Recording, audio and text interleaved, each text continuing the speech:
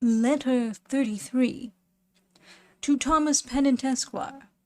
Selborne, November 26, 1770.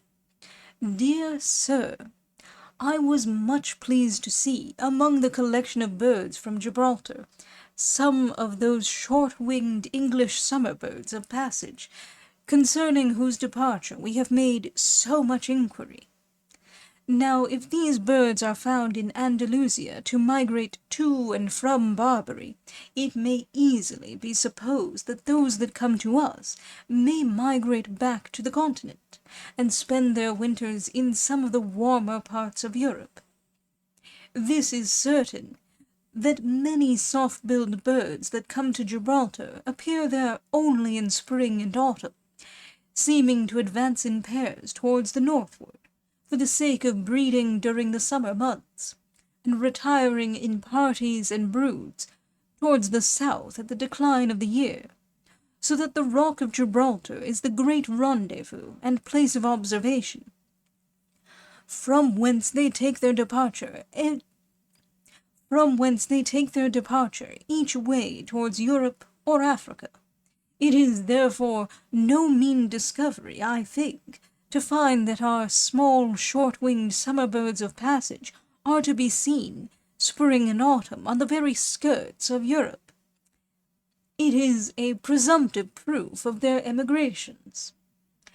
Scopoli seems to me to have found the hirundo melba, the great Gibraltar swift, in Tyrol, without knowing it.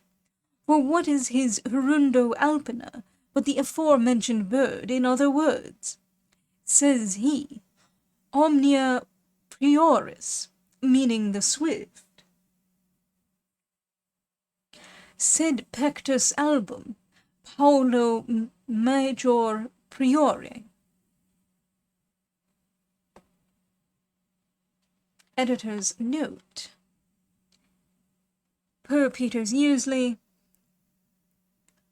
all is as in the former, but for the white breast, and it is a little bigger than the former. End note. I do not suppose this to be a new species. It is true also of the melba, that nidificat in excelsis alpium rupibus. Vide annum primum. Editor's note. Per Peter Yearsley, it nests on high alpine peaks. See annum primum. End note. My Sussex friend, a man of observation and good sense, but no naturalist, to whom I applied on account of the stone curlew, Edicnomus, sends me the following account. In looking over my naturalist's journal for the month of April, I find the stone curlews are first mentioned on the 17th and 18th, which date seems to me rather late. They live with us all the spring and summer, and at the beginning of autumn prepare to take leave by getting together in flocks. They seem to me a bird of passage that may travel into some dry, hilly country south of us, probably Spain, because of the abundance of sheep-walks in that country, for they spend their summers with us in such districts. This conjecture I hazard, as I have never met with anyone that has seen them in England in the winter. I believe they are not fond of going near the water, but feed on earthworms that are common on sheep-walks and downs. They breed on fallows and lay fields abounding with grey mossy flints, which much resemble their young in colour, among which they skulk and conceal themselves. They make no nest, but lay their eggs on the bare ground, producing in common but 2 at a time.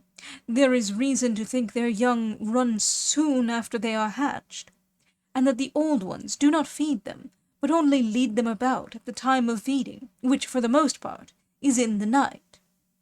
Thus far, my friend.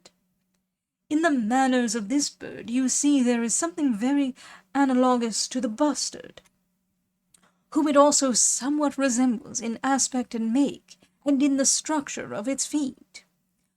For a long time I have desired my relation to look out for these birds in Andalusia, and now he writes me word that, for the first time, he saw one dead in the market on the 3rd of September. When the Aedicnemus flies, it stretches out its legs straight behind, like a heron. I am, etc.,